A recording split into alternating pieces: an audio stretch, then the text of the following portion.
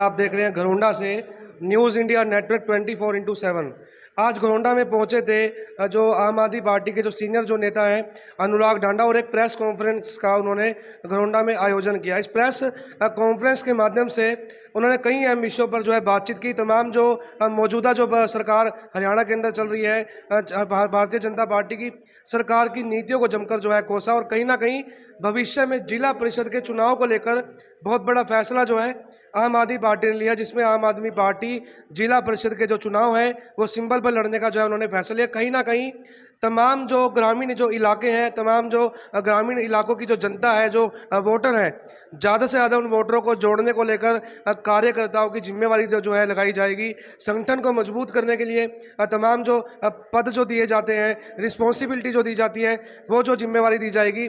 घरोंडा के तमाम जो कार्यकर्ता थे, नेता थे, चाहे वो जयपाल शर्मा हो, अशोक मित्तल हो, सुरेंद्र सिंगला हो, तमाम जो चाहे वो सतबीर कश्यप हो, तमाम जो कार्यकर्ता पहुंचे थे, क्या कुछ जानकारी उन्होंने तमाम उन लीडर से ली। मौके पर पहुंची थी चित्रा जो है, चित्रा है एक जो अच्छी लीडर है, किस तरीके से जो है क्या कुछ प्रेस कॉन्फ्रेंस में रहा, मौजूदा सरकार की नीतियों को लेकर काफ़ी कुछ उन्होंने कहा कि जो मौजूदा सरकार है किस तरीके से जनता का शोषण करने का काम कर रही है। देखिए क्या कुछ कहा इस खास प्रेस कॉन्फ्रेंस में, देखिए आज की खास खबर। ज़्यादा पसंद करते हैं आम आदमी पार्टी को, और बीजेपी की बहुत बुरी स्थिति है गांव के अंदर। तो यहाँ पर हम बीजेपी को पटखनी देने की तैयारी कर रहे हैं जिला परिषद चुनाव में। कांग्रेस एक बार फिर, कल फिर कोई मीटिंग हुई है उनकी, हमें फिर सुनने को मिला कि सिंबल पर वो नहीं लड़ेंगे।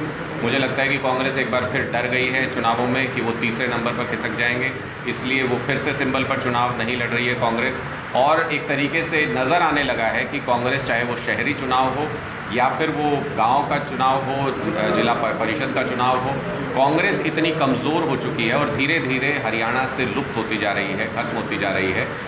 लोगों का न कांग्रेस के संगठन में विश्वास रहा, न विचारधारा में। इसलिए अब ये जिम्मेदारी लोगों ने आम आदमी पार्टी के कंधे पे डाली है कि हरियाणा में जो अनपॉपुलर गवर्नमेंट चल रही है, खट्टर सरकार चल रही है, जो लोगों के बीच में बिल्कुल भी लोकप्रिय नहीं है, ऐसी सरकार को उखाड़ फेंकना है, ऐसी सरकार को 2024 में बदल देना है।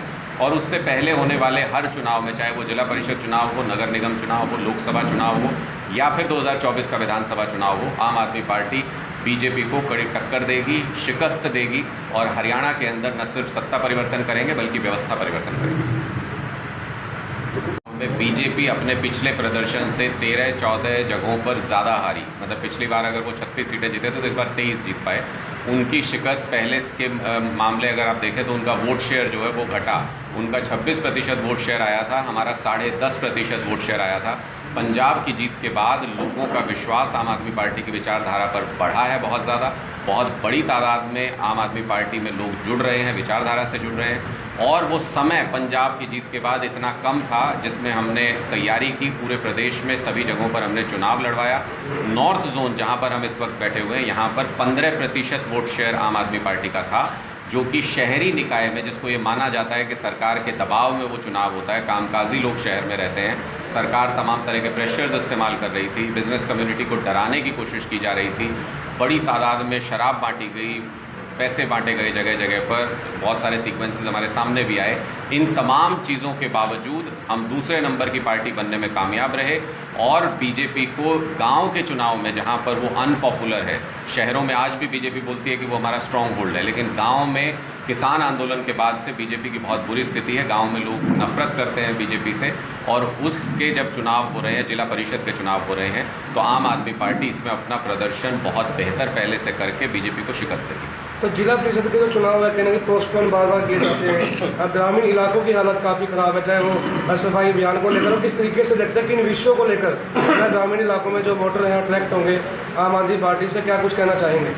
देखिए, ग्रामीण इलाके में लोगों को जीवन जीने में मुश्किलों का सामना करना पड़ रहा है। ना वहाँ पर बीजेपी की सरकार कोई सुविधा दे पा रही है, ना वहाँ पर लोगों के भरण पोषण के लिए प्रॉपर उनको पैसा मिल पा रहा है, ना सुविधाएं मिल पा रही हैं, ना किसानों को उनकी फसल के दाम मिल पा रहे हैं। और किसान आंदोलन जब हुआ, जब धरती पुत्र अपने हकों की लड़ाई के लिए सड़क पर उतरा, तो उनको बीजेपी के इन्हीं नेताओं ने, किसी ने कभी आतंकवादी कहा, किसी ने कभी विदेशी ताकतों का हाथ बताया उसमें, और तरह तरह से अपमानित करने का काम किया। जेजेपी जो किसानों का वोट लेकर के, गाँव का वोट लेकर के आई थी बीजेपी के खिलाफ, वो बीजेपी की गोद में जा कर के बैठ गए। इन तमाम बातों से, इस गठबंधन से गांव के लोग बहुत ज़्यादा नाराज़ हैं।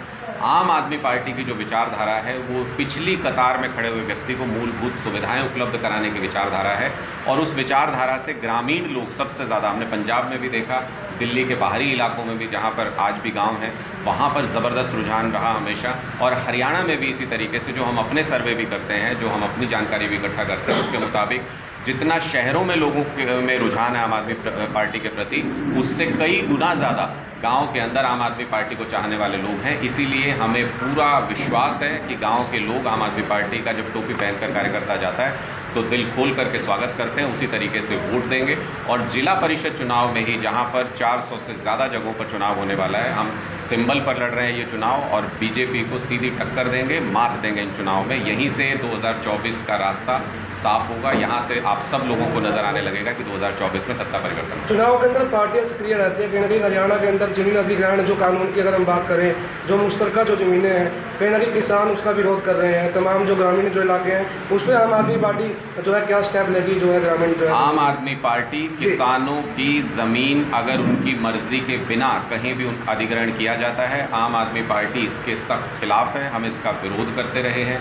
अधिग्रहण का मतलब होता है कि आप भारत के निर्माण में, देश के निर्माण में किसानों से उनकी जो मातृभूमि है, उनका पालन पोषण करने वाली जो ज़मीन है वो चाहते हैं। और कोई भी देश का किसान ये नहीं चाहता कि वो भारत की उन्नति में अपना योगदान न दे। लेकिन अगर किसान की मर्जी नहीं है तो इसका मतलब सरकार की नीति गलत है। वरना किसान भी चाहता है कि मैं, अगर मुझे अपनी ज़मीन देनी पड़े, घर देना पड़े, अपनी जान देनी पड़े, किसानों के बच्चे जान देते हैं बॉर्डर पे, वो चाहते हैं कि हम तरक्की का हिस्सा बन सकें देश की, और वो अपनी ज़मीन भी देने को राज़ी हैं। लेकिन सरकार उसे कौड़ियों के भाव न ले, सरकार उनके सम्मान के साथ खिलवाड़ न करे, ये सरकार को सुनिश्चित करना होगा। उसके बाद किसान अपनी मर्ज़ी से अपनी ज़मीनें देने को तैयार होंगे, और ऐसी व्यवस्था अगर बन जाए तभी किसानों की ज़मीन ली जा सकती है। वरना अधिग्रहण को लेकर के मानेसर में भी एक बहुत बड़ा प्रोटेस्ट चल रहा है, वहाँ भी आम आदमी पार्टी ने खुला समर्थन दिया है। यहाँ भी प्रोटेस्ट चल रहा है, वहाँ भी आम आदमी पार्टी ने पूरा समर्थन दिया है। किसान जहाँ जहाँ अपनी ज़मीन के लिए संघर्ष करेगा, आम आदमी पार्टी पूरी ताकत के साथ किसानों के साथ खड़ी है। पिछले कुछ सालों की बात करें, भारतीय जनता पार्टी द्वारा कोई स्टार्टअप नहीं लाया गया, बेरोजगारी चरम पर है कहीं ना कहीं। तो आम आदमी पार्टी की सरकार की अगर हम बात करें ग्रामीण इलाकों में, तो स्टार्टअप की बात करें, कोई स्टार्टअप हरियाणा के अंदर कोई बड़ा प्रोजेक्ट नहीं लाएगा जिससे रोजगार जो है पैदा हो सके। तो क्या कुछ प्रोजेक्ट पैदा करने के लिए क्या कुछ थॉट्स जो है रहेंगी आपकी? देखिए, नफरत के माहौल में कभी भी बिजनेस नहीं पनपा करते जी। बीजेपी ने जो पिछले कुछ सालों में नफरत का माहौल पैदा किया देश के अंदर, धर्म के नाम पर लड़ाना, जाति के नाम पर लड़ाना, जिस तरीके से अर्थव्यवस्था की जो हालत हुई, उसकी वजह से जो बिज़नेस कम्युनिटी है उसका विश्वास बीजेपी से धीरे धीरे उठ गया, और वो नए रोज़गार लगाने में झिझकने लगे कि कहीं उससे हमारे बिज़नेस को खतरा ना हो जाए। तो उस स्थिति को बदलना होगा। दिल्ली में हमने देखा कि हमने आज तक अपनी सरकार में एक नया पैसा टैक्स नहीं बढ़ाया कभी भी, उसके बाद भी दिल्ली का बजट 30,000 करोड़ से 70,000 करोड़ हुआ।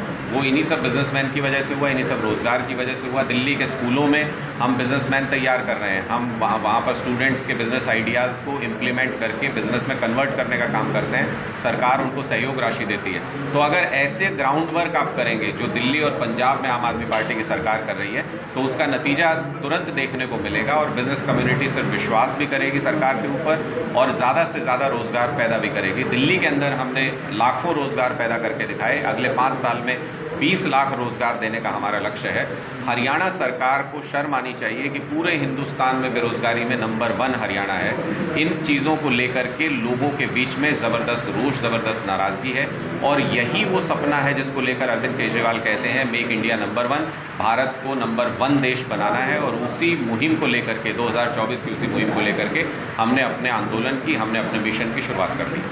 पंचायत चुनाव में आप कह रहे हैं कि लोगों के अंदर नाराज संगठन निर्माण का काम कर रही है पूरे प्रदेश में। बहुत ज़ोर शोर से हम अपने संगठन को नई ऊर्जा, नई ताकत, नए पदाधिकारी, नई जिम्मेदारियां देने की कोशिश कर रहे हैं। आज उसी कड़ी में हम विधानसभा घरौंडा के अपने सारे कार्यकर्ताओं से मिलने पहुंचे थे, उनसे राय मशवरा करने पहुंचे थे, और हर एक विधानसभा में इसी तरह की कार्यकर्ता बैठक की जाएंगी, जिसमें कार्यकर्ताओं की राय के आधार पर, क्योंकि वही कार्यकर्ता है जो पार्टी चलाते हैं, उनकी राय के आधार पर हम मजबूत संगठन का निर्माण करेंगे, जो 2024 में सत्ता परिवर्तन के साथ साथ व्यवस्था परिवर्तन भी कर सकें।